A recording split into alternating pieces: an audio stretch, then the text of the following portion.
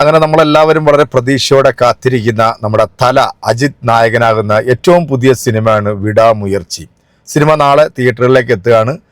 തമിഴ്നാട്ടിലൊക്കെ എനിക്കൊന്ന് വെളുപ്പിനാണെന്ന് തോന്നുന്നു cinema start ചെയ്യുന്നത്. പക്ഷേ കേരളത്തിൽ എല്ലാ തിയേറ്ററിലും 7 മണിക്കാണ്.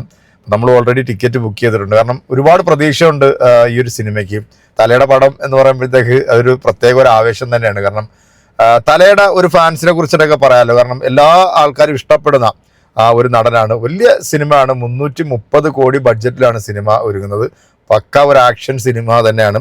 സിനിമയ്ക്കകത്ത് നമ്മുടെ അർജുനും അതോടൊപ്പം തന്നെ നമ്മുടെ സഞ്ജയ് ദത്തും തൃഷയും അങ്ങനെ ഒരു വലിയൊരു താരനിര എത്തുന്ന ഒരു സിനിമ കൂടിയാണ് വിടാമുയർച്ചി.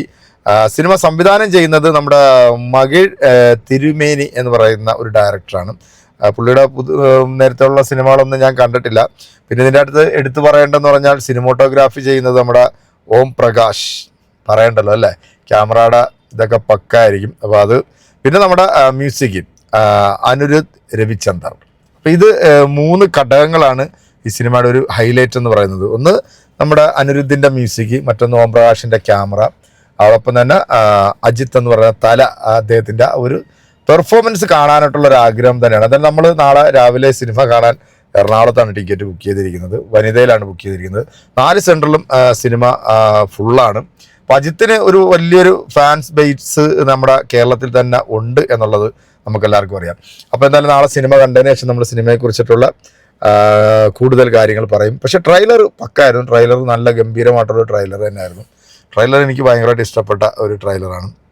അതോടൊപ്പം തന്നെ നമ്മുടെ ദുൽഖർ സൽമാൻ വീണ്ടും ഞെട്ടിച്ചുകൊണ്ട് ഒരു ഗംഭീര സിനിമയുടെ ഒരു അപ്ഡേഷൻ വന്നിരുന്നു. 13 വർഷമായി ദുൽഖർ സിനിമയിലേക്ക് എത്തിയിട്ട്. അദ്ദേഹത്തിൻ്റെ ഓരോ സിനിമകളും ഇപ്പോൾ ഇറങ്ങുന്നത് പാൻ ഇന്ത്യൻ ലെവലിൽ തന്നെയാണ്. ഇപ്പോൾ കാന്ത എന്ന് പറഞ്ഞ് ഏറ്റവും ലേറ്റസ്റ്റ് ആയിട്ടുള്ള ഒരു സിനിമയുടെ ഒരു ഫസ്റ്റ് ലുക്ക് പോസ്റ്റർ അവർ പുറത്തുവിട്ടിരുന്നു. അതും പാൻ ഇന്ത്യൻ ലെവലിൽ തന്നെയാണ് സിനിമ വരുന്നത്. അതോടൊപ്പം തന്നെ ഒരു പിടി പുതിയ സിനിമകൾ നമ്മുടെ മലയാളത്തിൻ്റെ മഹാനടനായിട്ടുള്ള മമ്മൂക്കയുടെ ഒരു പിടി പുതിയ സിനിമകൾ വരുന്നുണ്ട്. അതോടൊപ്പം എടുത്തു പറയേണ്ടത് നമ്മുടെ MD വാസുദേവൻ നായർ സാറുടെ ഏറ്റവും ലേറ്റസ്റ്റ് ആയിട്ടുള്ള ഒരു അപ്ഡേഷനും കൂടെ വരുന്നുണ്ട്. അദ്ദേഹത്തിൻ്റെ ഒരു നോവൽ, അദ്ദേഹം മരിക്കുന്നതിന് മുമ്പ് സിനിമ ആക്കണം എന്ന് വിചാരിച്ചിരുന്ന ഒരു നോവൽ നമ്മുടെ കാവ്യ ഫിലിംസിൻ്റെ ബാനറിൽ ഹരിഹരൻ സാറ് തന്നെ സംവിധാനം ചെയ്തിട്ട് സിനിമ പുറത്തു വരുന്നുണ്ടെന്നാണ് അറിയാൻ സാധിക്കുന്നത്. ഉടൻ തന്നെ അതിൻ്റെ ഷൂട്ട് തുടങ്ങും എന്ന് പറയുന്നുണ്ട്. അപ്പോൾ അതിനകത്ത് നായകനായിട്ട് എത്തുന്നത് ആരാണ് എന്ന് നമുക്ക് ഊഹിക്കാവുന്നേ ഉള്ളൂ അല്ലേ. ഒരു പക്ഷേ ചിലപ്പോൾ 99% നമ്മൾ വിചാരിക്കുന്ന ആൾ തന്നെ ആയിരിക്കും. കാരണം ആ സിനിമകൾക്കൊക്കെ പുള്ളി അല്ലാതെ വേറൊരാളെ കൊണ്ട് ചെയ്യാനായിട്ട് സാധിക്കത്തില്ല എന്നുള്ളത് നമുക്കറിയാം. അപ്പോൾ ഏറ്റവും ലേറ്റസ്റ്റ് ഒരു അപ്ഡേഷൻ എന്ന് പറയുന്നത് ഇതാണ്. കാവ്യ ഫിലിംസ് അവസാനമായിട്ട് ചെയ്തത് മമ്മൂക്കായെ വെച്ചിട്ട് മാമാങ്കം എന്ന സിനിമയാണ്. അദ്ദേഹത്തിൻ്റെ ആ കമ്പനിയുടെ ലേറ്റസ്റ്റ് സിനിമ രേഖാചിത്രം അത്യാവശ്യം നല്ല രീതിയിൽ തന്നെ സിനിമ കളക്ട് ചെയ്തു.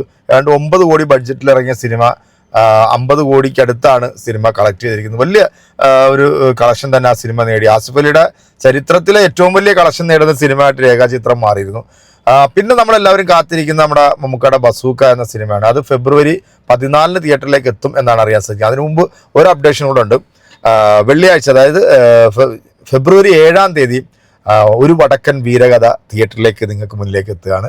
ഇപ്പോഴത്തെ സാങ്കേതിക വിദ്യകൾ ഉൾപ്പെടുത്തിക്കൊണ്ട് സൗണ്ടിലാണെങ്കിലും ക്വാളിറ്റിയിലാണെങ്കിലും 4K അറ്റ്മോസിലാണ് ഈ സിനിമ തിയേറ്ററിലെത്തുന്നത്. ഒരു പക്ഷേ ചിലപ്പോൾ ഈ സിനിമ കാണാത്ത ഒരുപാട് മമ്മൂട്ടിയുടെ ആരാധകർ ഇപ്പം ഉണ്ട്. കാരണം എൻ്റെ കുഞ്ഞുനാളിൽ ഞാൻ ഓല ഇട്ട ഒരു തിയേറ്ററിലാണ് ഈ സിനിമ പോയി കണ്ടത്.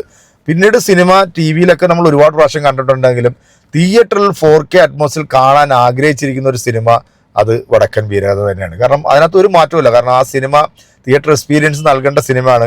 നമ്മുടെ മലയാളത്തിലെ ആദ്യകാലത്തെ ബാഹുബലി എന്ന് വേണമെങ്കിൽ നമുക്ക് പറയാം. കാരണം ആ കാലഘട്ടങ്ങളിൽ ഒരു ചെറിയ ഒരു ക്യാമറയിൽ ഷൂട്ട് ചെയ്തിട്ടുള്ള സിനിമ. ഇന്നത്തെ കാലത്ത് എന്തൊക്കെ ടെക്നോളജികളാണ് നമുക്ക് നാട്ടിൽ വളർന്നിട്ടുള്ളത്. അപ്പം ആ കാലഘട്ടങ്ങളിൽ അതില്ലാത്ത സമയത്ത് MD ഹരിഹരൻ സാറിനും എടുത്തിട്ടുള്ള ആ ഒരു സിനിമ മലയാള സിനിമയുടെ ബാഹുബലി സിനിമ തന്നെയാണ്. കാരണം അതിനകത്ത് ഒരു സംശയമില്ല.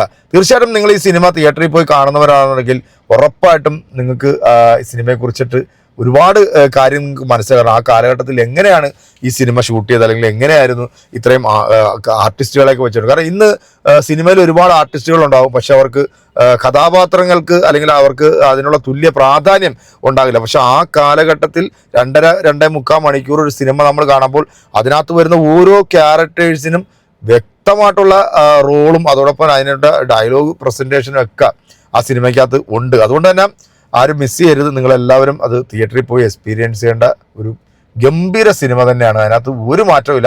അപ്പോൾ നമ്മൾ രാവിലെ വിടാമുയർച്ചി, നമ്മുടെ തലയുടെ വിടാമുയർച്ചി കണ്ടതിന് ശേഷം പ്രിയപ്പെട്ട പ്രേക്ഷകർ നമ്മുടെ അഭിപ്രായമായിട്ടും പബ്ലിക്കിൻ്റെ റെസ്പോൺസുമായിട്ടും നമ്മൾ നിങ്ങൾക്ക് മുന്നിൽ എത്തുന്നതായിരിക്കും. അപ്പോൾ അതുവരേക്കും എല്ലാവർക്കും താൽക്കാലികമായിട്ട് ഒരു വിട. അപ്പോൾ അടുത്ത വീഡിയോ കാണാം.